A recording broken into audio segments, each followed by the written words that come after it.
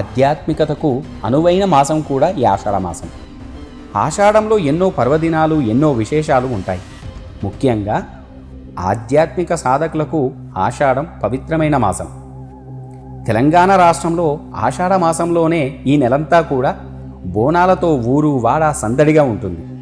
ఈ నెల రోజుల పాటు గ్రామదేవతల పేరుతో ఆ వెలసిన అమ్మవార్లందరికీ పొంగళ్ళు పెట్టడం, బోనాలు సమర్పించి మొక్కులు తీర్చుకోవడంతో ఊరంతా కలకలలాడుతూ ఉంటుంది.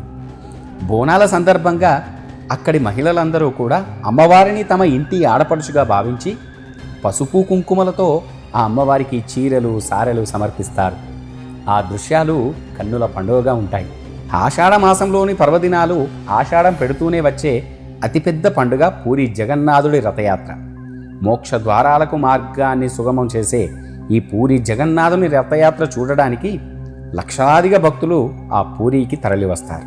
అలాగే వారాహి గుప్త నవరాత్రులు కూడా ఆషాఢ మాసం పెడుతూనే ప్రారంభమవుతాయి.